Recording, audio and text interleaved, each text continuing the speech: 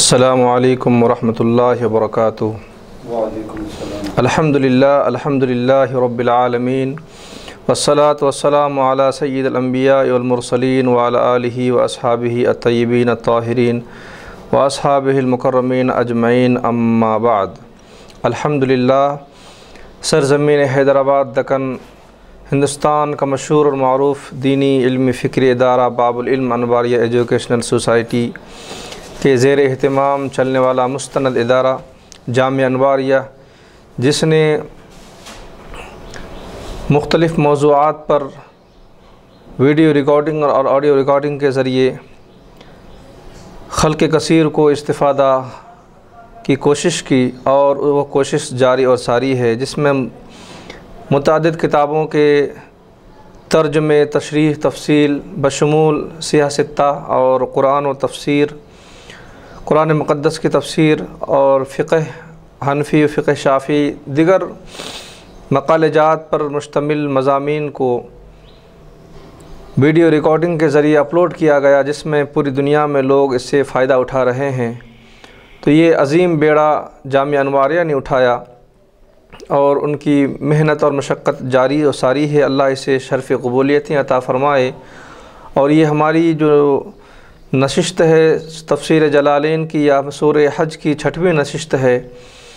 اللہ تبارک و تعالی اس آیت مبارکہ میں ارشاد فرما رہا ہے: اعوذ باللہ من الشیطان الرجیم، بسم اللہ الرحمن الرحیم، اذن للذین یقاتلون بانہم ظلموا وان اللہ علی نصرہم لقدیر۔ ان لوگوں کو اجازت دے دی گئی، مومنین کو قتال کی اجازت دے دی گئی ہے، بِأَنَّهُمْ اس لیے کہ وہ ان پر ظلم کیا گیا ہے، اور بے شک اللہ تبارک و تعالی ان کی مدد پر قدرت رکھنے والا ہے۔ صاحب جلالین تشریف فرما رہے ہیں کہ للمؤمنین ان یقاتلوا هذه اول آیۃ نزلت فی الجہاد اے بسبب انہم بظلم الکافرین ایاہم وان اللہ علی نصرہم لقدیر۔ اللہ تبارک و تعالیٰ نے ان لوگوں کو اجازت عطا فرمائی کہ اب وہ لوگ قتال کریں۔ مومنین کو قتال کی اجازت دیا جا رہا ہے، کیونکہ وہ اس سے قبل جو ہے ان پر ظلم اور زیادتیاں ہوئی۔ تو صاحب جلالین فرما رہے ہیں کہ یہ پہلی آیت ہے جہاد کے متعلق، جنگ کے متعلق اور کفار پر چڑھائی کے متعلق۔ یہ پہلی آیت مبارکہ ہے کہ اس آیت مبارکہ کے ذریعے اللہ تبارک و تعالیٰ نے مومنین کو اذن عام دیا کہ اب جو ہے کفار و مشرکین کے ستانے پر صبر اور تحمل نہیں ہوگا، بلکہ اب جو ہے ان سے مقابلہ ہوگا اور ان سے جو ہے لڑنا ہوگا۔ تو اس سے قبل جو ہے اللہ تعالیٰ نے متعدد مقامات پر مومنوں کو صبر کی تلقین فرمائی، یا نظر انداز کی تلقین فرمائی، یا جو ہے آپ صبر فرمائے، نظر انداز کریں۔ اللہ تعالیٰ نے قرآن مقدس میں جا بجا فرمایا وَاصْبِرْ لِحُکْمِ رَبِّکَ، آپ اپنے رب کے حکم کی جو ہے آپ انتظار فرمائیے، صبر فرمائیے۔ تو متعدد مقامات پر کفار و مشرکین کے سختیوں پر مومنین کو صبر کی تلقین کی گئی، اور مکہ مکرمہ کے دور میں جو مسلمانوں کے ساتھ، مومنین کے ساتھ، موحدین کے ساتھ، دین کے پرستاروں کے ساتھ جو مشرکین عرب اور خاص کر مشرکین مکہ کا جو رویہ تھا، یقیناً جو ہے تاریخ اسلام میں اسے لوگ جانتے ہیں، اور تاریخ اسلام کا ایک عظیم حصہ ہے کہ مومنین پر کس قدر سختیاں اور زیادتیاں ہوئی، یہاں تک کہ مومنین جو ہے ایک وقت تک چھپ چھپ کر عبادتیں کرتے تھے، پھر اس کے بعد جب وہ باہر نکل کر عبادت کرنے لگے تو ان پر جو ہے حملہ کیا گیا، اور ان پر جو ہے ہر طرح کی اذیتیں سے انہیں دوچار کیا گیا۔ تو اس طرح سے کفار اور مشرکین کا مومنین کو ستانا اور پریشان کرنا، اور اس کے جواب میں اللہ تبارک و تعالیٰ کا یہ کہنا کہ صبر کا مظاہرہ کریں، صبر کی تلقین اللہ تعالیٰ نے کی۔ یہ سلسلہ چلتا رہا یہاں تک کہ لوگ مکہ مکرمہ سے نکل کر ہجرت کر کے مدینہ طیبہ تشریف لائے۔ وہاں پر مومنین کی ایک جماعت قائم ہوئی، اور جب مومنین کی ایک جماعت قائم ہوئی تو وہاں پر جو ہے پھر مشرکین عرب نے، کفار مکہ نے، قریش نے جو ہے ان کو ستانے کے لیے یا پھر ان سے جو ہے بدلہ لینے کے لیے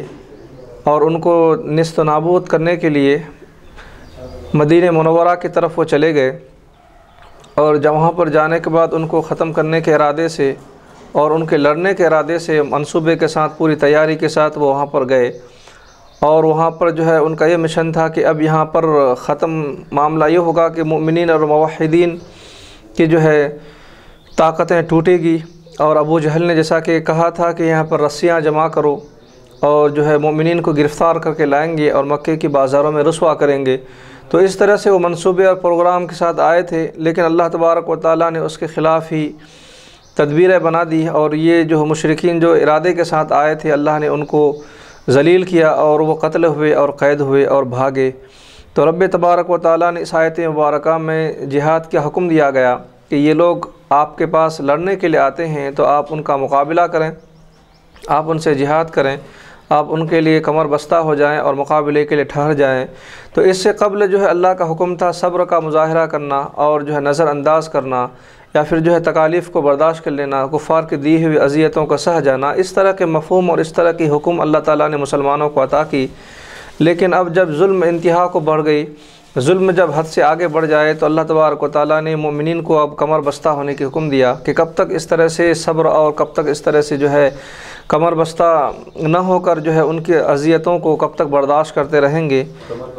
کمر بستہ کا مطلب کہ ان کے ساتھ مقابلہ کرنے کے لیے آپ ٹھہر جائیں، ان کے ساتھ مقابلہ کرنے کے لیے آپ جو ہے کمر کس کے آگے بڑھیں۔ تو یہاں پر ایک جو ہے مقابلے کے لیے اللہ تبارک و تعالیٰ انہیں حکم دے رہا ہے کہ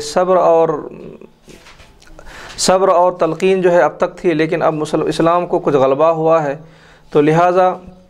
ظلم کے خاتمے کے لیے اب آگے بڑھنی ہے۔ تو اس آیت مبارکہ میں یہی مفہوم دیا جا رہا ہے کہ اذن للذین یقاتلون بأنہم ظلموا وان اللہ علی نصرہم لقدیر۔ یہ آیت مبارکہ پہلی آیت ہے جو مومنین کو قتال کے لیے اور مومنین کو جہاد کے لیے اللہ تبارک و تعالیٰ نے یہاں پر حکم دیا کہ یہ پہلی آیت مبارکہ میں اجازت مل رہی ہے کہ اب یہ لوگ جائیں گے اور لڑیں گے۔ تو اس کا مفہوم یہ ہے کہ اللہ نے اجازت دیا مومنین کو یقاتلون، کس کے لیے؟ قتال کرنے کے لیے، جہاد کرنے کے لیے۔ بأنہم، کیوں وہ قتال کیوں کریں گے، وہ جہاد کیوں کریں گے؟ بأنہم ظلموا، اس لیے کہ یہ ان پر ظلم ہوا ہے۔ بأنہم ظلموا، کہ ان پر ظلم کیے گئے ہیں، بظلم الکافرین ایاہم، خاص کر کے مشرکین اور کافرین نے ان پر ظلم کیا ہے، لہذا ان ظالموں کو کیفر کردار تک پہنچانے کے لیے اور ان ظالموں کے سرکوبی کے لیے اب انہیں اٹھنا ہے اور ان سے لڑنے کے لیے، ان کا مقابلہ کرنے کے لیے اللہ نے ان کو اجازتیں دی ہے۔ وَإِنَّ اللَّهَ عَلَىٰ نَصْرِهِمْ لَقَدِيرٌ، اور بے شک اللہ تبارک و تعالیٰ مومنین کے مدد پر قدرت رکھنے والا ہے، مومنین کے مدد پر وہ جو ہے قدرت رکھنے والا ہے کہ مومنین کی وہ مدد فرمائے گا۔ تو اس آیت مبارکہ میں اللہ جل شانہ نے مومنین کی مدد کی جو ہے اس نے وعدہ فرمایا کہ اللہ مومنین کی مدد فرمائے گا، لہذا اس جنگ کا جو تصور ہے وہ یہ ہے کہ ظلم کے خاتمے کے لیے اور ظلم کے خاتمے کے لیے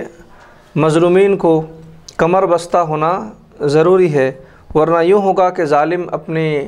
باطل طاقتوں کے ذریعے مظلوم کے سر پر بیٹھ جائیں گے، جس کی وجہ سے یہ ہوگا کہ مظلوم اس طر پر جو ہے اپنی مظلومیت اور اپنی کمزوری کا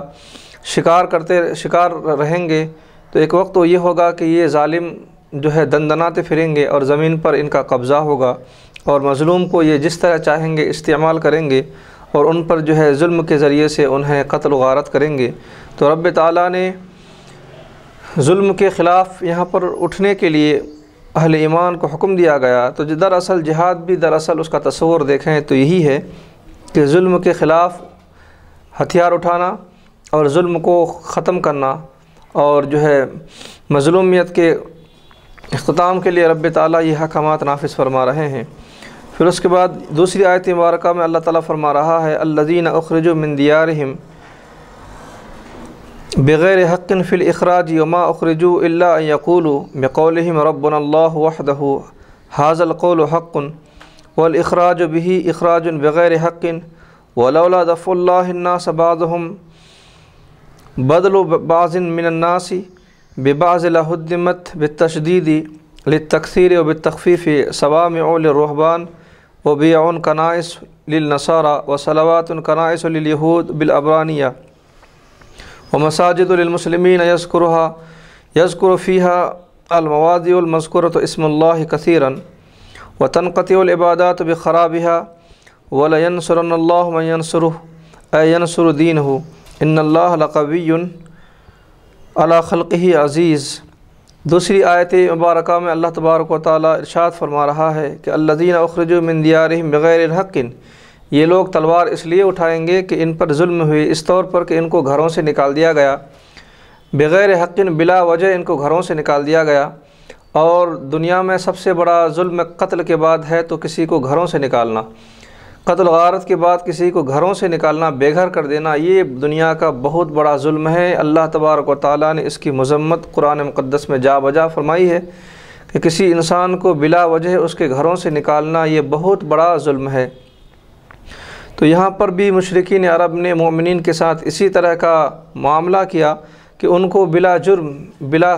غلطی اور بلا وجہ ان کو ان کے گھروں سے نکال دیا۔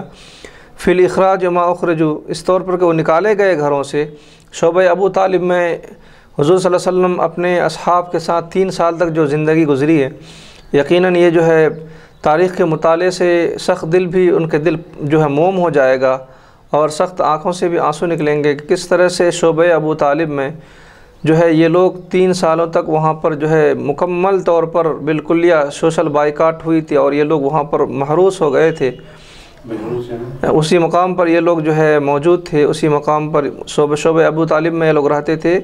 اور جو ہے بیرونی جو تعلقات سے مکمل طور پر جو ہے وہ کٹ چکے تھے۔ تو کسی طرح کا سماجی تعلق برقرار نہیں تھا، چاہے وہ لین دین سے لے کر خرید و فروخت سے لے کر شادی بیاہ سے لے کر۔ تو شعبہ ابو طالب میں یہ لوگ جو ہے محروس ہو گئے تھے، یعنی اسی مقام پر حصار کے طور پر وہاں پر وہ بیٹھے تھے۔ تو ہر طور سے ان لوگوں کے ساتھ وہ زیادتیاں ہوئی کہ ان کو گھروں سے نکال دیا گیا۔ محروس کا معنی قید کے بھی آتے کیا؟ جی ہاں، محروس کا مطلب یہ ہوگا کہ اپنی اس مقام سے وہ لوگ آگے نہیں بڑھ سکتے ہیں، جی اپنے مقام سے آگے، تو اسی مقام پر یہ لوگ گویا کہ مکفل ہو گئے۔ تو مشرکین اور کفار نے مومنین کو ان کے گھروں سے بغیر حق یعنی بلا وجہ ان کو ان کے گھروں سے نکالا۔ مثلا جلا وطنی کے کچھ اسباب ہوتے ہیں کہ کسی کو جو ہے وطن سے نکالنا ہے تو اس کے کچھ اسباب اور ذرائع ہوتے ہیں، کچھ وجوہاتیں ہوتی ہے، لیکن یہاں پر مومنین کو ان کے گھروں سے نکالنے کی کوئی وجہ نہیں تھی، بلا وجہ ان کو گھروں سے نکالے۔ ہاں، کفار کے نظر میں صرف ایک یہی وجہ تھی، الا یقول ربنا اللہ، کہ مومنین کا صرف اتنا ہی قصور تھا کہ وہ کہتے تھے کہ اللہ ہمارا رب ہے، دین اسلام ہمارا دین ہے، اللہ کے نبی سچے نبی ہیں، آخری نبی ہیں۔ یہی چند توحید کے کلمات وہ لوگ کہا کرتے تھے۔ تو ان توحید کے پروانوں کو اس طور پر ظلم اور ستم کا سامنا کرنا پڑا کہ ان کو اپنے وطن عزیز سے ان کو نکال دیا گیا اور ان کو اپنے گھروں سے جو ہے باہر بھیج دیا گیا۔ تو صرف یہ کہنے کی وجہ سے کہ اللہ ہمارا رب ہے، اس کلمے کی وجہ سے، اس توحید اور حق کی جو ہے نغمے کے گنگنانے کے سبب جو ہے کفار نے ان کو یہ اذیتیں دی۔ وحدہ، اللہ کو ایک مانتے تھے، ھذا القول حق، حالانکہ یہ صحیح کلمہ ہے، صحیح بات ہے اور صداقت پر مبنی جملے ہیں، تو ایک حق بات کی کہنے کی وجہ سے یہ تکلیف اور یہ اذیتیں ان کو دی گئی۔ والاخراج به اخراج بغیر الحق، اور ان کو جو نکالنا تھا گھروں سے یہ بلا وجہ تھا، یہاں پر کوئی جو ہے معقول وجہ نہیں تھی، تو بلا وجہ ان کو گھروں سے نکالا گیا۔ تو اس کے بعد اللہ تبارک و تعالیٰ نے قتال کے مقصد کو یہاں ذکر فرمایا کہ لولا دفع اللہ الناس بعضهم ببعض، اگر اللہ تبارک و تعالیٰ لوگوں میں بعض کو بعض کے ذریعے سے دفاع نہیں فرماتا، یعنی بعض لوگوں کو بعض لوگوں کے ذریعے دفاع کا وہ سامان نہیں بناتا، بدل بعض من الناس، یعنی لوگوں میں سے ہی بعض کو بعض کے ذریعے سے دفاع کرنا ہے، تو اگر یہ نہیں ہوتا تو پھر جو ہے معاملات بڑے دشوار ہو جاتے اور معاملات بڑے مخدوش ہو جاتے۔ یعنی یوں سمجھ لیجئے کہ ایک جماعت کو 2 جماعتیں ہیں، تو 2 جماعتوں ایک ظالم ہے اور ایک مظلوم ہے، تو مظلوم جو ہے ظالم کا مقابلہ کریں گے اور ظالم کی طاقتوں کو توڑیں گے، ظالم کی قوتوں کو توڑنے کی کوشش کریں گے۔ تو اللہ تعالیٰ اس دنیا میں ایک قانون بنایا کہ ظالم اور مظلوم کے خاتمے کے لیے ہم انسان کی ایک جماعت کو ہی مسلط کرتے ہیں، نہ کہ کوئی آسمان سے ایک فرشتوں کی جماعت آئے گی۔ وہ جنگ بدر میں اللہ جب چاہتا ہے اپنے جو ہے قدرت کا مظاہرہ فرماتا ہے کہ کبھی وہ آسمانوں سے جھنڈ برسا دیتا ہے، کبھی وہ ابابیل کے فوج بھیج دیتا ہے، کبھی جنگ بدر جیسے موقع پر اللہ تبارک و تعالیٰ جو ہے آسمان سے فرشتوں کو بھیج دیتا ہے۔ لیکن عمومی قانون یہی ہے کہ اس دنیا کے ظلم کے خاتمے کے لیے انسان کو ہی آگے بڑھنا پڑے گا، اور باطل کی سرکوبی کے لیے حقانیت کے پیروکاروں کو ہی آگے بڑھنی پڑے گی۔ تو یہی وہ اللہ کا قانون ہے جو فرما رہا ہے کہ دفع اللہ الناس بعضهم ببعض، بعض لوگوں کو بعض کے ذریعے سے اگر دفاع نہیں کیا جاتا تو یہ ہوتا کہ لہدمت صوامع، یہ ہوتا کہ لوگوں کے خلوت خانے جو ہے یہ توڑ دیے جاتے، بتشدیدی بالتکثیری بالتخفیفی۔ یہ ہدمت اور ہدمت دو طریقے سے پڑھا گیا ہے۔ صوامع کہتے ہیں خلوت خانہ، جو رہبان کا خلوت خانہ ہوتا ہے، کہ رہبان اسے کہتے ہیں جو تارک الدنیا، یعنی دنیا کو ترک کر کے جو جنگل و بیابان میں اختیار کر لیتے ہیں، جو جنگلات میں چلے جاتے ہیں، اور جو غاروں اور پہاڑوں کی کھوہ میں جا کر اللہ کی عبادت میں مستغرق ہو جاتے ہیں، تو ان لوگوں کے لیے ان کا جو خلوت خانہ ہے، ان کی جو عبادتوں کی جگہ ہے، تو اللہ تعالیٰ فرما رہا ہے کہ ان کی عبادتوں کو جگہ توڑ دیتے یہ لوگ۔ تو صوامع للرہبان، رہبان کے جو خلوت خانے ہیں وہ توڑ دیے جاتے، عبادت خانے توڑ دیے جاتے۔ وبیع اور کنائس للنصارى، اور نصارہ کی جو گرجائیں ہوتی ہیں اس کو توڑ دیا جاتا۔ وصلوات اور صلوات، یہود کی جو عبادت خانے ہیں اس کو توڑ دیے جاتے۔ ومساجد، اور مسلمانوں کے جو مساجد ہیں وہ توڑ دیے جاتے۔ تو اگر اللہ تبارک و تعالیٰ کو ایک جماعت کو دوسری جماعت کے ذریعے سے دفاع نہ کرواتا تو یہ حالات ہوتے کہ لوگوں کے عبادت خانے ٹوٹ جاتے، چاہے وہ گرجاؤں کے شکل میں ہو یا مساجد کے شکل میں ہو یا خلوت خانے کے شکل میں ہو، کسی بھی شکل میں جہاں پر انسان اللہ کی عبادت میں مشغول ہوتا ہے وہ سب کے سب توڑ دیتے۔ تو مساجد مسلمانوں کے توڑ دیتے۔ یذکر فیہا، اس میں عبادت کیا جاتا، ذکر کیا جاتا ہے۔ المواضع المذکورہ، یہ جو مقدس مقاماتوں کا ذکر کیا گیا، تو اس میں ذکر ہوتا ہے بسم اللہ کثیرا، اللہ کا نام کا ذکر ہوتا ہے۔ یہ آج کے زمانے کے چرچ کی بات نہیں چل رہی ہے، یہ اس زمانے کے چرچوں کی بات چل رہی ہے کہ جس زمانے میں لوگ اللہ کی وحدانیت کا اقرار کرتے ہوئے اور حضرت عیسیٰ علیہ السلام کے نبوت کا اقرار کرتے ہوئے لوگ توحید کو مانتے ہوئے لوگ عبادتیں کیا کرتے تھے، اس زمانے کی بات ہو رہی ہے۔ تو یہ سب کے سب وہ مقامات ہیں جہاں اللہ کے نام لیوا آتے ہیں اور عبادت اور عزتوں میں مستغرق اور منہمک ہوتے ہیں،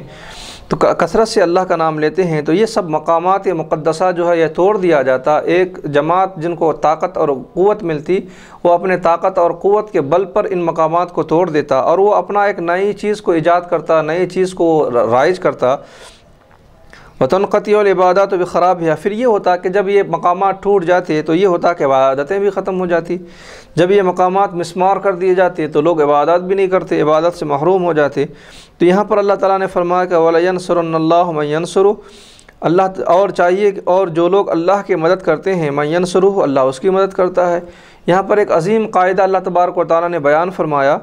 کہ لوگوں کے ظلم کے خاتمے کے لیے جو لوگ آگے بڑھتے ہیں تو گویا کہ وہ لوگ اللہ کی مدد کرتے ہیں۔ اللہ کی مدد سے مراد یہ ہے کہ اللہ کے دین کی مدد کرتے ہیں۔ یہاں پر رب تبارک و تعالیٰ یہ حکم دے رہا ہے کہ وَلَيَنْصُرَنَّ اللَّهُ، اللہ ضرور ان لوگوں کی مدد فرماتا ہے، مَن يَنْصُرُهُ، جو اس کی مدد فرماتا ہے۔ اب انسان اللہ کی کیسی مدد کر سکتا ہے؟ انسان اللہ تبارک و تعالیٰ کس طرح امداد کر سکتا ہے؟ یہاں پر اللہ اپنی مدد کے لیے لوگوں کو بلا رہا ہے۔ تو اللہ کی مدد کا مطلب یہ ہے کہ ینصر دینہ، کہ اللہ کی مدد کا مطلب یہ ہے کہ جو کوئی اس کے دین کی مدد کرے گا تو گویا کہ وہ اللہ کی مدد کر رہا ہے۔ تو یہاں پر رب تبارک و تعالیٰ نے ایک قانون کو بتایا کہ جو میرے دین کی مدد کرے گا میں اس کی مدد کروں گا، ضرور میں اس کی مدد کروں گا۔ تو رب تبارک و تعالیٰ نے یہاں پر تاکید کے ذریعے سے فرمایا، اور یہاں پر جو ہے اشد درجے کی تاکید ہے کہ لام تاکید ہے، نون تاکید ہے، یہ بڑے تاکیدی جملے ہوتے ہیں۔ یہاں پر یہ ذکر کیا گیا کہ اللہ تبارک و تعالیٰ ضرور ان کی مدد فرمائے گا جو اس کے دین کی مدد فرمائے گا۔ اب اللہ کے دین کی مدد کے متعدد ذرائع ہیں، اللہ کے دین کو پھیلانے کے لیے، اللہ کے دین کی اشاعت کے لیے بے شمار ذرائع ہیں۔ تو یہاں پر رب تبارک و تعالیٰ نے جو ہمیں ایک عمومی مفہوم دیا وہ یہ دیا کہ ہر وہ کام جس کا تعلق دین سے ہو، ہر وہ کام جس کا تعلق شریعت سے ہو، اسلام سے ہو، اس کی امداد اللہ اس کی مدد کرے گا، اللہ کی مدد اس کے لیے لازم ہو جائے گی۔ جو کوئی دین کے کام کے لیے آگے بڑھے گا اللہ تبارک و تعالیٰ ضرور اس بندے کی مدد فرمائے گا۔ یہ اس کا اعلان ہے، یہ اس کا عمومی مفہوم ہے، لیکن خاص مفہوم اس کا یہی ہے کہ جو ظالم کے سرکوبی کے لیے آگے بڑھتا ہے اور جو طاقتیں باطل طاقتیں اپنے آپ کو اس طور پر پیش کر رہی ہیں کہ وہ حقانیت کو کہ گلے کو گھوٹ کر کے اپنا منمانی کرنا چاہیں گے، تو ایسی طاقتوں کو ختم کرنے کے لیے جو آگے بڑھے گا تو گویا کہ وہ بھی اللہ کے دین کی ہی مدد کر رہا ہے۔ تو ان اللہ لقوی، بے شک اللہ تبارک و تعالیٰ کیا طاقتور ہے، علی خلقہ، اپنی مخلوق پر، عزیز، اور وہ غالب ہے، منع فی سلطانہ و قدرتہ، کہ اپنی قدرت اور اپنی بادشاہت پر جو ہے وہ غلبہ والا ہے۔ اب اس کے بعد یہاں سے کہ وہ لوگ جو ظالم کی سرکوبی کے لیے آگے بڑھے تو اللہ تبارک و تعالیٰ نے ان کو کامیابیاں دی، تو اب اس کے بعد جو ہے ان کے کارنامے کیا ہوں گے، ان نیک بندوں کے جو ہے کام کیا ہوں گے، اس کا ذکر ہو رہا ہے یہاں پر، کہ دراصل یہ ہے کہ صحابہ اکرام اور وہ لوگ جو وہ بادشاہ اسلام جو خلیفۃ المسلمین، جو دین کی صحیح پیروی کرتے ہوئے اور دین کی صحیح نفاذ کی کوششیں کرتے ہیں، دین کو صحیح معنوں میں جاری رکھنے کی کوششیں کرتے ہیں، اب ان کے متعلق یہاں پر خوشخبری دی جا رہی ہے کہ ان کا عمل کیا ہوگا۔ تو دراصل اللہ تبارک و تعالیٰ نے یہاں پر اس آیت مبارکہ میں صحابہ اکرام کی تعریف و توصیف فرمائی کہ صحابہ اکرام کے عمل کیسے ہوں گے، میرے نبی کے صحابہ کا اس دنیا میں جو ہے کیا رجحان ہوگا، طریقہ کار کیا ہوگا، اور ان کے عمل کے، ان کے معاملات کے طرز کیسا ہوگا، اور ان کی جو ہے اقتداریں کیسی ہوں گی، یہاں پر وہ ان تمام باتوں کا ذکر ہو رہا ہے۔ تو دراصل جو ہے ایک خوشخبری دینا ہے اور صحابہ اکرام کے متعلق ایک پیشن گوئیاں دینا ہے کہ یہ صحابہ جب یہ جو ہے ظلم کے خلاف آگے بڑھے، اللہ نے جب ان کو کامیابیوں سے ہمکنار فرمایا تو ان کا عمل کیا ہوگا، ان کے عملوں کا ذکر ہو رہا ہے۔ الذین ان مکناہم فی الارض بنصرہم علی عدوہم اقاموا الصلاۃ وآتوا الزکاۃ وامروا بالمعروف ونہوا عن المنکر، جواب الشرط وہو جوابہ صلۃ الموصول ویقدر قبلہ مبتدا وللہ عاقبۃ الامور الیہ مرجعھا فی الآخرۃ۔ تو یہاں پر ذکر کیا جا رہا ہے ان لوگوں کا کہ جن کو ہم نے اقتدار عطا کی فی الارض، زمین میں، یعنی وہ لوگ جن کو ہم نے دنیا میں اقتدار عطا کی، اس زمین کی ہم نے ان کو مالک بنایا، اس زمین پر وہ غالب ہوئے، تو جن کو اللہ تبارک و تعالیٰ نے اس زمین کی حکمرانی عطا کر دے، اس زمین کا وہ مالک بنا دے، بنصرہم علی عدوہم، اس طور پر کہ اللہ نے ان کی مدد کی اس کے دشمنوں پر، کہ دشمن جو ہے مغلوب ہوئے اور یہ غالب ہوئے، تو دشمنوں پر چڑھائی کر کے جب انہیں کامیابیاں ملتی ہیں تو یہ لوگ کیا کرتے ہیں، ان کا عمل کیا ہوگا، تو فرماتے ہیں کہ اقاموا الصلاۃ، یہ لوگ نماز قائم کریں گے اس اللہ کے زمین پر، وآتوا الزکاۃ، اور زکاتوں کو ادا کرنے کی تلقین کریں گے، وامروا بالمعروف، اور بھلائی کا کام کریں گے، ونہوا عن المنکر، اور جو ہے یہ لوگ منہیات سے روکنے کی کوشش کریں گے۔ تو چار باتوں کا ذکر ہوا جو اصل اصول ہے، یہ چار باتیں جو ہے عبادات کے اصل اصول ہے، اور یہ لب لباب اور مغز ہے کہ یہ چار چیزوں کا ذکر ہو رہا ہے ان لوگوں کے بارے میں کہ جن کو اقتدار اللہ تبارک و تعالیٰ نوازتا ہے، جن کو اقتدار سے اللہ تبارک و تعالیٰ نوازتا ہے، جو اس زمین پر مالک بن بیٹھتے ہیں، یعنی جو اس زمین پر جو ہے غلبہ عطا کیا جاتا ہے، اللہ ان کی مدد اور امداد فرماتا ہے، اور ان کو جو ہے ان کے حکمرانی کی جو سلطنتیں جو ہے آگے بڑھتی ہیں۔ تو جب یہ زمین کو حاصل کرنے کے بعد اور ان کی حکمرانی دور تک پہنچنے کے بعد ان کا طرز عمل یہ ہوگا کہ یہ نمازوں کے قیام کرنے کے متعلق یہ غور و فکر کرتے ہیں کہ نمازیں قائم ہو، اور جو ہے زکوٰۃ ادا کرنے کے متعلق یہ غور و فکر کرتے ہیں کہ زکوٰۃ ادا ہو، وامروا بالمعروف، اور بھلائی اور نیک کی تلقین کرنا اور اس کا حکم کو نافذ کرنا، ونہوا عن المنکر، اور منہیات اور برائیوں سے اور جو ہے جو خلاف شرع ہوں اس سے روکنا، اس سے خود رکنا اور روکنے کی کوششیں کرتے ہیں۔ تو یہ چار باتوں کا ذکر یہاں پر ہوا جو اقاموا الصلاۃ، جو اللہ حقوق اللہ ہے، اور جو ہے عبادتوں میں اصل اصول ہے اور تمام عبادتوں کا یہ مغز ہے جو مومنوں کی معراج ہے، وآتوا الزکاۃ، اور زکوٰۃ یہ حقوق العباد ہے، حقوق اللہ اس طور پر ہے کہ اس کو ثواب مرتب ہوگا، حقوق العباد اس لیے ہے کہ اس کو بندوں سے لینا ہے اور بندوں کو دینا ہے۔ تو یہاں پر جو ہے حقوق اللہ کا بھی ذکر ہوا، حقوق العباد کا بھی ذکر ہوا، ایک عبادت بدنی کا ذکر ہوا، عبادت مالیہ کا ذکر ہوا، وامروا بالمعروف، اور بھلائی کا حکم دینا ہے، خیر کا حکم دینا ہے، اس لیے کہ اللہ کی منشا اور نبی کی منشا جو ہے کیا ہے، اس کے ذریعے سے لوگوں کو آشنا کرنا ہے اور اس کو جو لوگوں سے آگاہی کرنا ہے کہ اللہ اس کے نبی کا منشا کیا ہے، ان کی چاہتیں کیا ہے، ان کی رضا کس چیز پر پوشیدہ ہے۔ تو ان باتوں کو ذکر کرتے ہیں، امر بالمعروف بھلائیوں کا حکم دیتے ہیں، ونہی عن المنکر اور برائیوں سے روکتے ہیں، وجواب الشرط وهو جوابہ صلۃ الموصول۔ اب یہاں پر ذکر کیا گیا یہ جو شرط ہے الذین ان مکناہم، اگر ہم ان کو اقتدار سونپ دیں تو یہ عمل کرتے ہیں، تو اس کا جو ہے جواب شرط یہ آ رہا ہے کہ صلۃ الموصول ویقدر قبلہ مبتدا، یہاں پر جو ہے ایک لفظ ہے پوشیدہ ہوا وہ ہم ہے اور وہ مبتدا ہے، تو اللہ تعالیٰ نے فرمایا وَلِلَّهِ عَاقِبَةُ الْأُمُورِ، اللہ تبارک و تعالیٰ کے لیے ہی ہے تمام معاملات کے انجام اللہ ہی کے پاس ہے، یعنی مرجعها فی الآخرۃ، یہ تمام کاموں کے انجام اللہ تبارک و تعالیٰ کے پاس ہی لوٹنے والے ہیں، اور یہ تمام کام ہے، جملہ کام ہے، اللہ کی طرف لوٹنے والے ہیں، اللہ تبارک و تعالیٰ ہی اس کا ثواب اور صلہ مرتب فرمانے والا ہے۔ تو صحابہ اکرام کو جب سلطنت ملی، یہ واقعہ دراصل جو ہے صحابہ اکرام کے متعلق ہے کہ صحابہ اکرام کو جب سلطنت ملی، صحابہ اکرام میں سے بھی خصوصاً جو ہے خلفائے راشدین کا عہد ذری کو اگر دیکھیں تو یقیناً انہوں نے اس آیت مبارکہ کی عملی تفسیر کر کے دکھایا کہ جو ہے مثلاً جو ہے حضرت ابوبکر صدیق رضی اللہ عنہ کے زمانے میں لوگوں نے زکوٰۃ کا انکار کیا، تو آپ نے جو ہے ایک بڑی جماعت کے ساتھ آپ نے جہاد کی اور آپ نے اس کے سرکوبی کی۔ حضرت عمر نے آپ کو روکا کہ اللہ کے نبی نے فرمایا ہے کہ جو لا الہ الا اللہ کہے گا عصم منی مالہم و دماءہم، اس نے جو ہے اپنے خون کو اور اپنے مالوں کو اس نے جو ہے محفوظ کر لیا، پھر آپ ان سے کیوں جنگ کرتے ہیں؟ تو حضرت ابوبکر صدیق رضی اللہ عنہ نے فرمایا کہ جو نماز اور زکوٰۃ کے درمیان دونوں فرق کرے گا تو میں اس کے ساتھ جہاد اور جنگ کروں گا۔ تو جب حضرت ابوبکر کے اس جملے کو حضرت عمر نے سنا تو انہوں نے فرمایا کہ اللہ نے آپ کو اپنے دین کی خدمت کے لیے، اپنے نبی کی شریعت کے لیے آپ کے دل کو اللہ نے مضبوط اور مستحکم فرما دیا ہے، تو آپ بھی اس کی تائید فرماتے ہیں۔ تو اس طور پر جو یہاں پر ذکر ہو رہا ہے کہ وہ نمازوں کو قائم کریں گے، زکوٰۃ ادا کریں گے، تو یہ چیز جو ہے حضور کے زمانے مبارکہ کے بعد جو ہے صحابہ اکرام کے زمانے میں بخوبی آیا ہے، ظاہر ہے ان کے طرز عمل سے اور ان کے اقتدار سے اور ان کی جو ہے سلطنتوں کو وسعتیں دینے سے، یہ بالکل ظاہر اور باہر ہے۔ تو رب تعالیٰ نے فرمایا کہ معاملات ان کے جو ہے لوٹنے والے ہیں۔ تو صحابہ اکرام کا اور خصوصاً جو ہے خلفائے راشدین کے جو 30 سالہ جو عہد ذری ہیں اس پہ اگر دیکھیں تو آیت مبارکہ اس میں جو ہے بڑی عظیم جو ہے وہ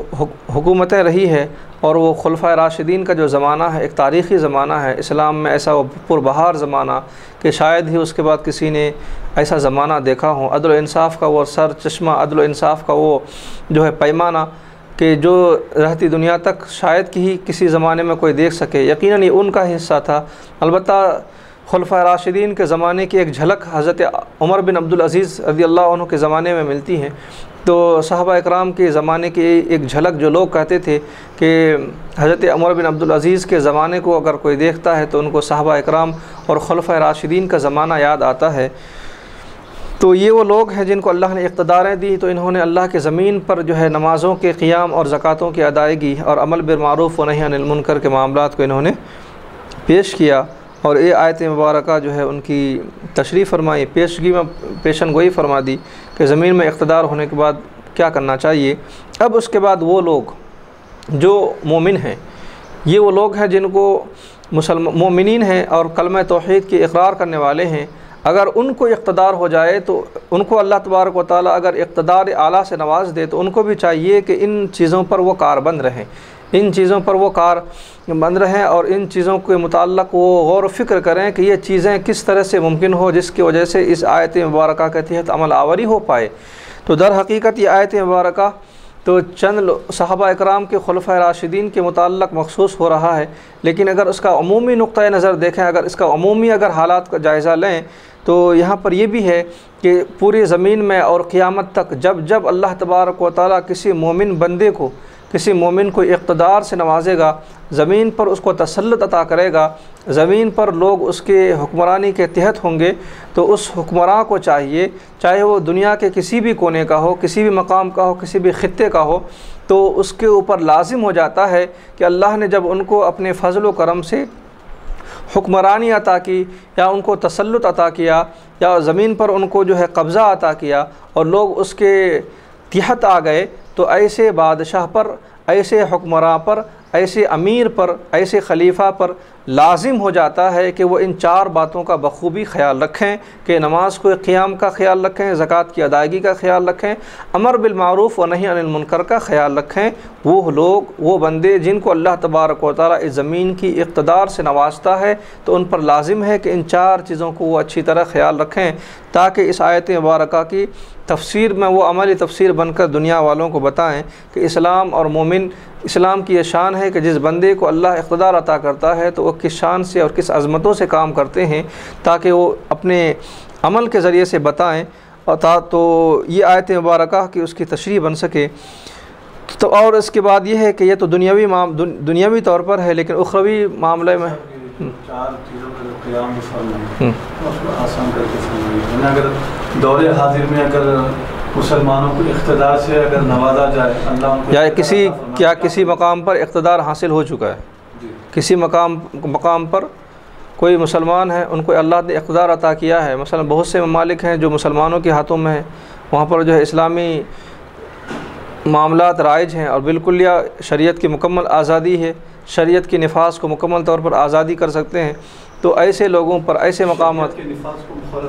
ہاں، اگر اسلام جہاں پر جو ہے تمام مسلمانوں کی کنٹری اثر و رسوخ اور تسلط مسلمانوں کے ہاتھوں میں ہے، مومنین کے ہاتھوں میں ہے، تو وہ شرعی نظام کو نافذ کر سکتے ہیں، شرعی احکامات کو نافذ کر سکتے ہیں۔ تو وہ خاص کر کے ان چیزوں کا خیال رکھیں کہ نماز قائم ہو، زکوٰۃ ادا ہو، امر بالمعروف و نہی عن المنکر ہو۔ یہ 4 باتیں اصلی اصول اور بنیاد ہے، ان 4 باتوں کے اوپر ان کی جو ہے نظریں رہنی چاہیے۔ تو نماز کس طرح قائم کرنا؟ نماز کے قیام کے متعلق یہی ہے کہ اس کو اوقات پر ادائیگی کیا جائے، اس کے اوقات پر ادائیگی کیا جائے، اور جو لوگ نمازوں سے غفلت برتتے ہیں تو ان کے لیے جو شرعی تعزیرات ہے وہ ان کا نفاذ ہو، جو شرعی جو احکامات ہیں، سزائیں ہیں، شرعی سزاؤں کا جو معاملہ ہے وہ ائمہ اربعہ کے پیش نظر اور ائمہ اربعہ کے جو ہے اصول میں کیا ہے اس چیز کا خیال رکھیں۔ مثلا جو ہے امام شافعی رحمۃ اللہ علیہ اور کے پاس یہ ہے کہ اس شخص کو جو ہے قید کیا جائے گا، اس شخص کو جو ہے قید کیا جائے گا اور تعزیر دی جائے گی۔ اور امام احمد بن حنبل، امام مالک کے نزدیک بڑی سخت ترین وعید ہیں کہ وہ اس نماز کو چھوڑنے کی وجہ سے وہ بندہ کافر ہو جاتا ہے، اور کافر کی سزائیں کیا ہے ان کے متعلق ہے۔ جبکہ احناف کا یہ مسلک ہے، امام اعظم رحمۃ اللہ علیہ فرماتے ہیں کہ اگر کوئی عمدن نماز چھوڑ دے تو اس شخص کو جو ہے ضرب شدید لگایا جائے گا، یعنی اس کو سخت مارا جائے گا، یہاں تک کہ وہ بندہ توبہ کر لے، استغفار کر لیں۔ تو نماز کو چھوڑنے کی وجہ سے احناف کے نزدیک انسان کافر نہیں ہوتا، بلکہ امام احمد بن حنبل کے نزدیک اور امام جو ہے مالکیہ وغیرہ کے نزدیک بندہ انسان جو ہے دائرہ اسلام سے نکل جاتا ہے عمدن نماز چھوڑنے کی وجہ سے۔ احناف کے نزدیک جو ہے وہ دائرہ اسلام سے خارج نہیں ہوتا، سخت ترین گناہ گار ہوتا ہے۔ تو بہرحال اگر اللہ تبارک و تعالیٰ نے اقتدار سے نوازا ہے تو ائمہ اربعہ کی نظریات اور ائمہ اربعہ کی مرتب کردہ اصول کے مطابق وہ جو ہے عمل آوری کر سکتے ہیں اور عمل آوری کریں۔ ائمہ اربعہ نے جو اصول قائم کیے ہیں اس کے متعلق عمل آوری کریں تو یہ جو ہے بہت اچھا ہے۔ تو رب تبارک و تعالیٰ نے یہاں پر مقتدری اعلیٰ کے لیے اور جو ہے حکمرانوں کے لیے اور بادشاہوں کے لیے یہاں پر جو ہے ایک نظیر پیش کی کہ جن کو ہم اقتدار سے نوازیں، جن کو ہم حکمرانی سے نوازیں، جن کو ہم اس زمین پر تسلط اور قبضہ عطا کر دیں تو ان کے معاملات اس طرح سے ہونی چاہیے۔ وَيُكَذِّبُوكَ، اب اس کے بعد جو ہے مفہوم یہاں سے دوسرا ذکر کیا جا رہا ہے۔ وَيُكَذِّبُوكَ تسلیۃ للنبی صلی اللہ علیہ وسلم فقد كذبت قبلهم قوم نوح تانس قوم باعتبار المان وعاد وثمود وقوم صالح وقوم ابراہیم وقوم لوط۔ اب اس آیت مبارکہ میں اللہ تبارک و تعالیٰ اپنے حبیب کو تسلی عطا فرما رہا ہے اس طور پر کہ وَيُكَذِّبُوكَ، اے حبیب صلی اللہ علیہ وسلم، جب آپ ان کے پاس دین متین پیش کرتے ہیں تو یہ لوگ آپ کو جھٹلاتے ہیں۔ اس آیت مبارکہ میں حضور کے تسلی ہے۔ تو یہ لوگ آپ کے دین کو اور آپ کو جھٹلاتے ہیں۔ فقد کذبت قبلہم قوم نوح، تو یہ کوئی نئی بات نہیں ہے، بلکہ اس قوم سے پہلی بھی جو انبیاء اکرام کو اس دنیا میں ہم نے بھیجا تو ان کی قوم نے بھی ان کے ساتھ ایسا ہی کیا۔ یعنی یہ قوم کا جھٹلانا یہ آپ کے لیے کوئی نیا نہیں ہے، بلکہ سابق میں بھی قوموں نے اپنے نبیوں کو جھٹلائے ہیں۔ کذبت قبلہم قوم نوح، حضرت نوح علیہ السلام کے قوم نے بھی نوح علیہ السلام کی نبوت کو جھٹلایا۔ تانسن قوم بے اعتبار، یہاں پر جو ہے کذبت جو فعل مؤنث ہے، اس کو اس لیے لایا جا رہا ہے کہ قوم کے اعتبار کرتے ہوئے کہ قوم معنوی طور پر جو ہے یہ مؤنث ہے۔ وہ عاد اور قوم عاد نے حضرت ہود علیہ السلام کو جھٹلایا، و سمود اور قوم سمود نے حضرت صالح علیہ السلام کو جھٹلایا۔ تو حضرت نوح علیہ السلام کے قوم نے بھی جھٹلایا، حضرت ہود علیہ السلام کے قوم نے بھی جھٹلایا، اور حضرت صالح علیہ السلام کی قوم نے بھی ان کو جھٹلایا۔ تو قوم کا نبیوں کو جھٹلانا یہ کوئی نئی بات نہیں ہے، بلکہ سابق میں اس طرح سے ہمیشہ ہوا ہے کہ جب جب نبی جو ہے کوئی اللہ کے دین اور کلمہ لے کر آئے اور صداقت کا پیام لے کر کے آئے تو انہوں نے اس کو جھٹلایا۔ تو یہ سابق سے چلتا ہوا آ رہا ہے، لہٰذا آپ جو ہے کبیدہ خاطر نہ ہوں، رنج اور غم میں آپ مبتلا نہ ہوں۔ تو یہ جو ہے سابق میں یہ آپ کے لیے ایک مثال ہے کہ اس طرح سے ایسا ہو چکا ہے۔ تو سابقہ مثال کو اس لیے پیش کیا جاتا ہے تاکہ اس کی وجہ سے ایک انسان کی ہمت آ جاتی ہے کہ بھئی یہ معاملہ کوئی نئی نہیں ہے بلکہ اس سے پہلے بھی ہو چکا ہے۔ تو اس سے یہ ہوتا ہے کہ آدمی کے اندر ایک قسم کی جو ہے سکون اور اطمینان پہنچتا ہے کہ بھئی یہ صرف معاملہ میرے ساتھ نہیں ہوا بلکہ مجھ سے پہلے بھی ایسا واقعہ ہو چکا ہے۔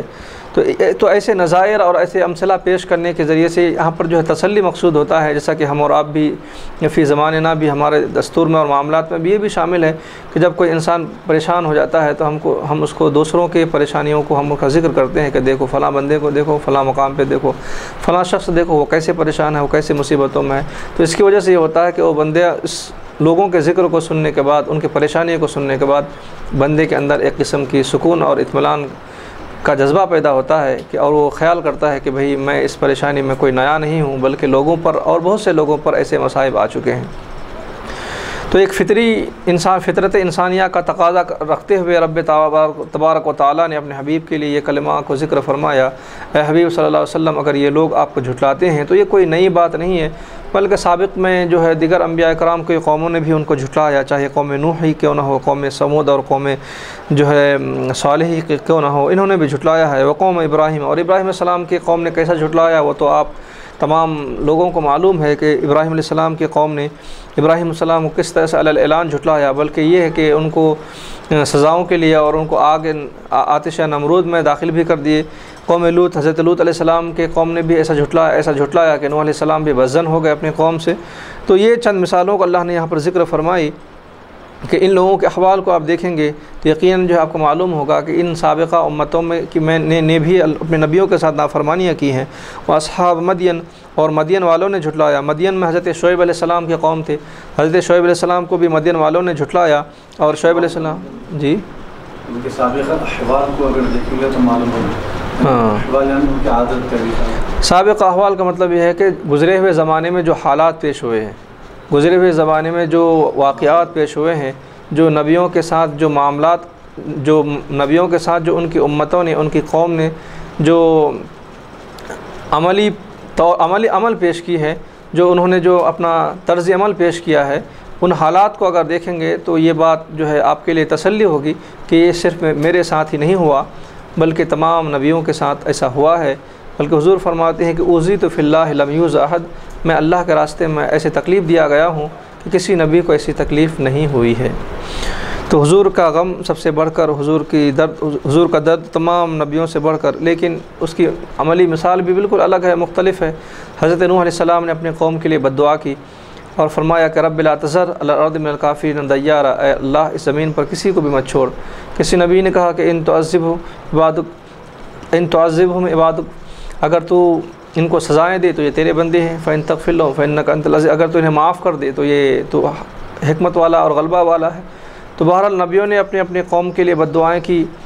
اور بعضوں نے مختلف اندازوں سے بد دعائیں کی، اور بعض نے مشروع بد دعائیں کی، لیکن اللہ کے نبی نے کبھی اپنے زبان مبارک سے اس طرح کے کلمات نہیں نکالے۔ یہ حضور کا خاصہ ہے،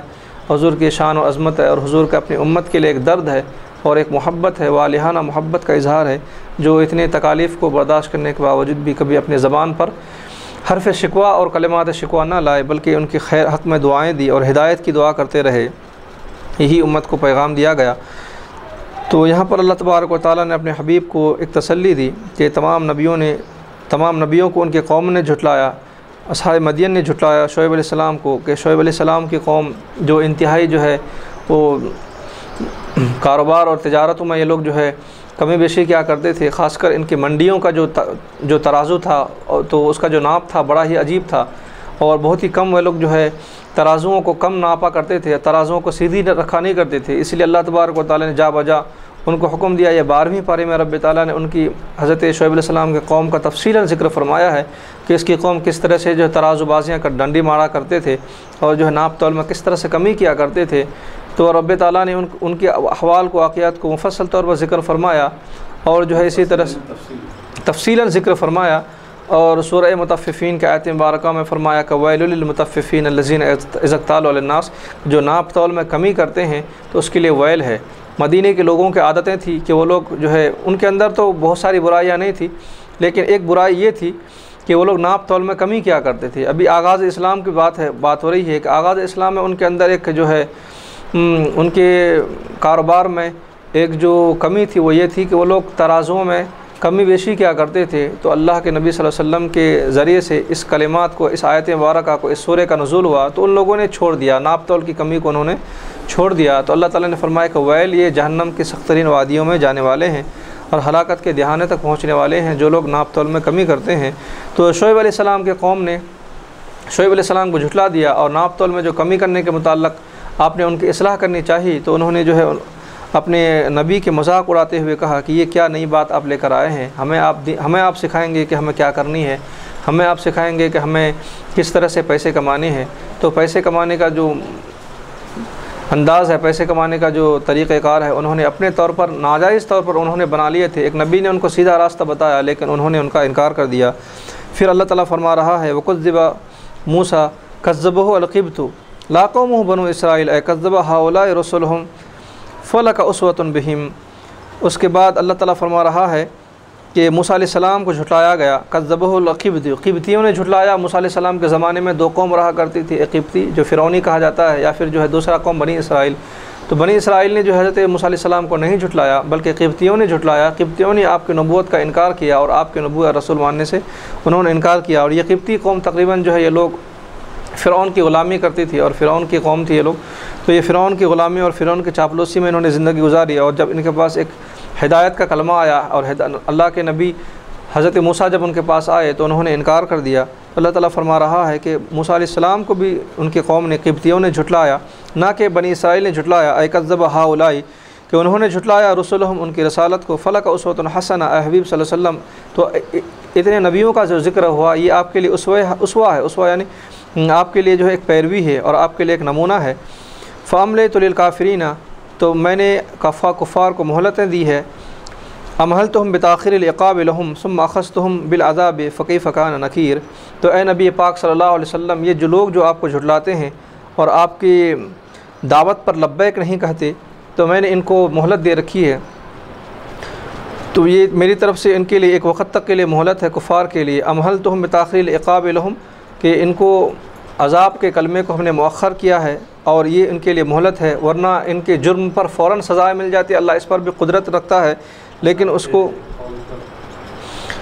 لیکن یہاں پر رب تبارک و تعالیٰ نے اس کو مہلت دیا۔ تو مہلت کا مطلب یہی ہے کہ فوراً ان کی گرفت نہیں فرمایا جا رہا ہے، فوراً ان کی گرفت نہیں کر رہا، بلکہ ان کی سزاؤں پر اللہ تبارک و تعالیٰ جو ہے تھوڑی دیر کے لیے مؤخر کیا ہے، ایک وقت تک اس کو مہلت دیا ہے کہ ایک وقت ہوگا جب انہیں عذاب ملے گی، سزا ملے گا۔ ثم اخذتہم، پھر اس کے بعد اللہ تبارک و تعالیٰ نے فرمایا کہ ہم اس کو پکڑیں گے عذاب کے ذریعے سے۔ فکیف کان نکیر، تو یہ لوگ پھر میرے عذاب کا کیسے انکار کر سکتے ہیں؟ بتکذیبہم باہلاکہم، جب ان کو ہلاک کیا جائے گا، جب یہ لوگ ہلاک ہوں گے تو کیسے انکار کریں گے؟ والاستفہام للتقریر ہوا واقع موقع ہو، یہ استفہام تقریریہ ہے۔ استفہام تقریریہ کا مطلب ہوتا ہے کہ اس کو ایک ثابت کرنے کے لیے ذکر کیا گیا ہے کہ ثبوتی طور پر فکیف کان، کہ یہ لوگ انکار کیسے کریں گے۔ یہ سوال پوچھنا نہیں ہے بلکہ یہاں پر اس کو ثابت کرنا ہے کہ یہ لوگ ہرگز جو ہے میرے سزاؤں کا انکار نہیں کر پائیں گے۔ فَكَأَيٍّ مِّن قَرْيَةٍ أَهْلَكْنَاهَا، تو کتنی ہی ایسی بستیاں ہیں کہ جن کو ہم نے ہلاک کر دیا ان بستیوں والوں کو۔ فِي قَرْيَةٍ أَهْلَكْنَاهَا، اور ایک قرأت میں یہ ہے کہ أَهْلَكْتُهَا، میں نے اسے ہلاک کیا، یا مطلب صیغہ متکلم ہے، واحد متکلم ہے یا جمع متکلم کا صیغہ ہے، تو میں نے انہیں ہلاک کیا یا ہم نے انہیں ہلاک کیا، ان بستی کو ہلاک کیا۔ وہی ظالمۃ، اس حال میں کہ وہ بستیاں والے ظلم کرنے والے تھے، جو بستیاں ظلم کرنے والے تھے، بستیوں کے لوگ ظالم تھے، تو اللہ نے ان کو ہلاک کیا۔ اہلھا بکفرہم، کہ ان کا ظلم یہ تھا، تو ظلم تو بہت تھے لیکن بڑا جو ظلم تھا یہ تھا کہ وہ کافر تھے، اللہ کا انکار تھے، اللہ کے توحید کے انکاری تھے۔ اور نبیوں کی رسالتوں کے وہ لوگ انکار کرتے تھے، تو وہ ظالم ہوئے، اور ظالم قوم کو اللہ تبارک و تعالیٰ نے ان کی بستیوں کو تباہ و تاراج کیا۔ وہی خاویۃ علی عروشہا، جب اللہ نے ان کو ہلاک کیا تو وہ بستیاں اس طرح سے گرے پڑے ہیں، وہی خاویۃ، وہ گرے ہوئے ہیں، ساقطۃ علی عروشہا، اپنے چھتوں کے بل وہ گرے ہوئے ہیں، سقوفہا وکم من بئر معطلۃ، اور کتنے ہی ایسے گھر ہیں جو اپنے چھتوں کے بل گرے ہوئے ہیں، کتنے ہی ایسے کنویں ہیں جو متروک ہیں، لائق استعمال نہیں ہے کیونکہ آبادی نہیں ہے، بموت اہلہا، اس کنویں کے استعمال کرنے والے جو لوگ تھے وہ تو مر چکے ہیں۔ تو اسی طرح سے جو ہے خالی کنواں پڑا ہوا ہے۔ وقصر مشید، اور بہت سے عالیشان محلات ہیں، بہت سے عالیشان مقامات ہیں، محلات ہیں، گھر بار ہیں اور محل ہیں جو بالکل ٹھہرے ہوئے ہیں، رفیع و حال، رفیع خالی، جو اونچے تو ہیں لیکن خالی ہیں، بموت اہلہ، کیونکہ اس میں رہنے والے مر چکے ہیں۔ تو بہت سے گھر گرے ہوئے ہیں، بہت سے جو ہے کنویں اسی طرح سے خالی پڑے ہوئے ہیں، اور بہت سے بڑے بڑے اونچے اونچے محلات بھی جو ہے خالی ہوئے ہیں، کیونکہ وہاں پر رہنے والا، اس کا استعمال کرنے والا کوئی نہیں ہے۔ جو اس میں استعمال کرنے والا تھا، جو اس سے فائدہ اٹھانے والا تھا، وہ تو مر چکے، اللہ کا عذاب ان پر آیا، اب یہ مقامات خالی رہ گئے۔ افلم یسیروا اے کفار مکہ فی الارض فتکون لہم قلوب یعقلون بہا، کیا یہ لوگ نہیں چلتے ہیں کفار مکہ، کیا یہ لوگ سیر نہیں کرتے ہیں، کیا یہ لوگ سفر نہیں کرتے ہیں زمین میں؟ فتکون لہم قلوب، کیا ان کے پاس جو ہے قلب نہیں ہے، دل نہیں ہے، یعقلون بہا، جس کے ذریعے سے وہ سمجھیں، ما نزل بالمکذبین، جو جھٹلانے والوں کے جو سزائیں اللہ تعالیٰ نے جو مقرر فرمائی، ان کو یہ لوگ کیا نہیں دیکھتے ہیں قبلہم، ان سے پہلے؟ تو جس طرح سے سابق میں اللہ تبارک و تعالیٰ نے جھٹلانے والے قوم کو اللہ نے عذاب دیا، تو کیا یہ لوگ نہیں چلتے ہیں اور اس سے عبرت نہیں حاصل کرتے؟ اور آذان، کیا ان کے پاس کان نہیں ہے، یسمعون بہا، جس کے ذریعے سے وہ سنیں، اخبارہم، کہ ان کے خبروں کو سنیں، بالاہلاک، ان کو ہلاک کیا جانا، وخراب الدیار، اور ان کے جو ہے دیار کو، گھروں کا خراب ہو جانا، فیعتبروا، تو چاہیے کہ ان لوگوں کو، ان کفار مکہ کو عبرت حاصل کرنا چاہیے ان آیتوں کو سننے کے بعد، اور ان کی معاملات کو اور ان کی نشانیوں کو سننے کے بعد، اور انہیں اپنی آنکھوں سے دیکھنے کے بعد۔ انہا القصۃ، بے شک یہ جو قصہ ہے، لا تعمل ابصار ولکن تعمل قلوب التی فی الصدور، بے شک جو یہ جو واقعات جو ان کا قصہ ذکر کیا گیا، لا تعمل ابصار، ان کی جو آنکھیں اندھی نہیں ہیں، ولکن تعمل قلوب، لیکن ان کے دل اندھے ہیں، آنکھوں سے تو دیکھتے ہیں لیکن آنکھوں سے دیکھنے کے باوجود ہدایت ان کے دلوں میں نہیں اترتی ہے، عبرتیں ان کے دلوں میں نہیں اترتی ہے، اور نصیحتیں ان کے دلوں میں نہیں اترتی ہیں، تو ان کی آنکھیں اندھی نہیں ہیں لیکن دل اندھا ہے۔ التی فی الصدور، جو ان کے دلوں میں ہے، جو دلوں کی جو روشنی ہے، دلوں کا جو ان کا جو چراغ ہے وہ بجھ چکا ہے، آنکھوں سے دیکھ رہے ہیں لیکن دل کے اعتبار سے یہ لوگ مجبور ہیں۔ جب دل تصدیق کرتا ہے تو اس کے بعد جو ہے جا کر کے انسان مومن کامل ہوتا ہے، اور آنکھوں سے دیکھ کر دلوں میں اتارنا ہی در حقیقت جو ہے ایک ایمان اور ایمان عبرتوں کو پکڑنے کا ایک ذریعہ ہے۔ تو یہ لوگ آنکھوں سے دیکھتے تو ہیں لیکن دلوں میں اس کو اتارتے نہیں، دلوں میں ہدایت حاصل نہیں کرتے، کیونکہ دل کے شمع جو ہے ان کے بجھے ہوئے ہیں۔ وَيَسْتَعْجِلُونَكَ بِالْعَذَابِ، اور یہ لوگ آپ سے بڑی جلدی چاہتے ہیں عذاب کو، لَن يُخْلِفَ اللَّهُ وَعْدَهُ، اللہ اپنے وعدے کا ہرگز مخالف نہیں کرے گا۔ یعنی جب ان کو عذاب سے ڈرایا جاتا ہے تو یہ لوگ عذاب کے لیے بڑی جلدی کرتے ہیں کہ کہاں ہے عذاب، کب ہے عذاب، لاؤ عذاب، دو عذاب، دکھاؤ عذاب۔ تو جب ان کو عذاب سے ڈرایا جاتا ہے تو یہ لوگ بالکل جو ہے نڈر بن کر کے اور بڑے جو ہے بے تابانہ انداز میں یہ لوگ عذاب کے مطالبات کرتے ہیں کہ عذاب ہمیں دکھاؤ، بتاؤ، لاؤ۔ تو اللہ تبارک و تعالیٰ نے فرمایا کہ ان کو عذاب کے لیے بڑی جلدی ہے، حالانکہ معاملہ یہ ہے کہ لن یخلف اللہ وعدہ، اللہ اپنے وعدے کو خلاف ورزی نہیں کرے گا۔ مطلب یہ ہے کہ اللہ نے ان کے لیے عذاب کا دن تیار کر رکھا ہے، اللہ نے ان کے لیے عذاب کا وعدہ کر رکھا ہے، لیکن اللہ کا وعدہ ایک دن مقرر ہے، اس کے لیے خاص وقت ہے، اسی خاص وقت میں، اسی خاص دن میں ان کو عذاب سے دوچار ہونا پڑے گا، عذاب انہیں دیا جائے گا۔ یہ جو فوراً جو مانگتے ہیں تو یہ ان کے مرضی کے مطابق انہیں نہیں ملیں گی، بلکہ ہم جب چاہیں گے، یہ عذاب میرا ہے، ہم جب چاہیں گے یہ عذاب سے ان کو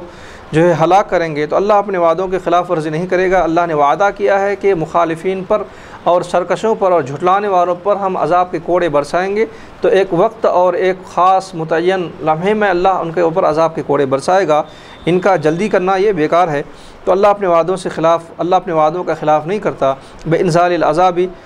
عذاب کو نازل کرنے سے جو ان کا وعدہ ہے اس سے وہ مکرے گا نہیں، وہ خلاف ورزی نہیں کرے گا۔ فَأَنْجَزَهُ يَوْمَ بَدْرٍ، تو اللہ نے بدر کے دن جو ہے اپنے وعدے کو پورا فرمایا۔ کہ بدر کے دن جو ہے اسلام اور باطل کا اور حق کا جو سب سے بڑا معرکہ ہوا، اس میں اللہ نے حقانیت اور سچائی کو اس میں غلبہ دیا، اور اس میں باطل کو جو بڑے آن بان شان سے آئے تھے تو اس کو جو ہے ہزیمتیں ہوئی اور ان کو شکست فاش ہوئی اور وہ ذلیل ہوئے، بڑے بڑے سردار مارے گئے۔ ابو جہل جیسا سردار